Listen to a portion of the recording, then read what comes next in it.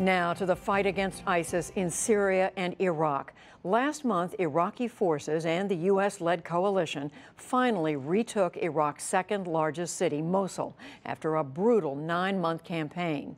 And the fight to retake Raqqa, the ISIS makeshift capital, is ongoing now, with Syrian militia pressing the fight, again with U.S. support. For more on where the battle against ISIS stands, I spoke just a short time ago with Brett McGurk. He's the special presidential envoy for the Global Coalition to Counter ISIS. It's a post he held under the Obama administration as well. I began by asking him how big a footprint ISIS has right now. Well, what's really more important is the trajectory. So if you go back to 2014, they were a dramatically expanding movement. Since then, they've lost about 70,000 square kilometers, and in the last 6 months alone, they've lost about 20 square kilometers. So 1/3 of their losses in Iraq and Syria have taken place over the last 6 months. So it's radically shrinking. The people that are under their domain, less and less every day. You know, our operations enabled by coalition forces, with Iraqi forces doing the fighting, Syrian Democratic forces doing the fighting, about 5 million people who used to be living under ISIS are no longer living under ISIS. And more importantly, if you think about where we were back in 2014, the refugee and migrant flow, remember the hundreds of thousands of people fleeing out of Iraq and Syria, we've actually now reversed that. So in Iraq, 2 million Iraqis are now back in their homes in areas that used to be controlled by ISIS. And even in Syria now, the first 6 months of this year, we've actually seen, according to UN statistics, Syrians beginning to return to their homes. That's a pretty remarkable trend line that we want to continue. Why has this progress sped up? Why has this happened this way in the last 6 months? Well, we have made a couple important changes. So when President Trump came into office, about 3 really key changes. Number one, and probably most importantly, was the decision to delegate tactical decision-making authority to the commanders in the field. And that has made a key difference. So this is part of a new initiative under President Trump. It's not part of a plan that was handed over by the Obama administration?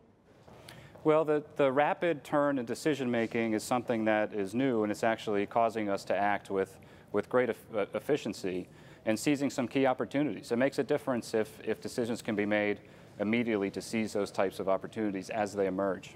I saw a story today in BuzzFeed which says that the U.S. is much more deeply involved in Syria in terms of supporting those local forces than most people realize. Is that a fair assessment? I think we've been pretty transparent. We're supporting the Syrian Democratic Forces. It's a force that really has grown from when way back in the Battle of Kobani a few years ago. Now 50,000 Syrians under this force, about half of them Kurd, about half of them Arab. And we are supporting them, enabling them, special forces, advisors. We also have some diplomats on the ground. This is something that Secretary Tillerson spoke to here at the State Department a week ago. We have a small team of diplomats to help with humanitarian assistance, stabilization assistance. And this is very important because we are not there to reconstruct cities. We're not there to do nation-building type exercises, but we are focused on basic humanitarian support. About 300,000 Syrians have now been displaced from the fighting in Raqqa. They have all flown north into the lines of the force that we're working with. We're helping with humanitarian aid, supporting the United Nations, and basic what we call stabilization. And what that means is, the elements to help return people to their homes. Number one, demining. You have to clear the streets of landmines. Right. Second, rubble removal, electricity, water, those sorts of things. We did the same thing in Iraq, and that's why we've seen this remarkable trend of Iraqis returning to their homes in areas that have been cleared of ISIS. This is really hard work. It's not glamorous, but it's working. You're answering some of the questions I was planning to ask, so thank you very much for anticipating those. I do want to ask you, though, Brett McGurk, about the ceasefire in Syria that the U.S. and Russia worked out. It's been pointed out that Iran was not part of that, and by ignoring or leaving out Iran's interest in the long run, that's going to have to be taken into consideration.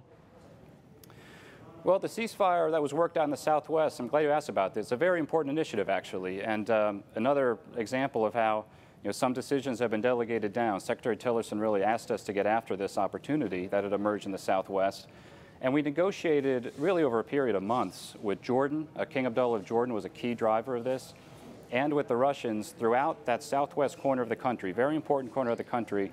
It was a painstaking negotiation, meter by meter, mapping out what we call a line of contact between the Syrian regime forces and Syrian opposition forces. And since then, we're well into the third week now, the fighting has virtually stopped. It's going quite well. And I think the reason this ceasefire is going quite well is because it was this really detailed negotiation about what we call this line of contact. The Russians have deployed some of their military police on the northern side of that line, really to deter violations from the Syrian regime. And so far it's going well. We're seeing people return to their homes in this area. So we want to make sure that trend line continues. Now, the presence of the Iranian forces, Hezbollah, some of the militia forces down in that southwest corner of the country is highly destabilizing. And that's not something that we only believe. It's also something the Russians believe. So part of this agreement, there's a broader aspect to it. This is something that was very well worked out. We want to see stability in that area, which means getting Hezbollah out of certain areas. It means getting some Iranian-backed forces out of certain areas. And that's something that we continue to work on. Well, speaking of how complicated this is, it's not just Iran, but Turkey is also a factor. We hear the Turkish leader, President Erdogan, talking about coming after the Kurds inside of Syria. Of course, the U.S. has been working alongside them. We know a number of Turkish leaders have said they think you have been too supportive of the Kurds. How much of a concern is that to you?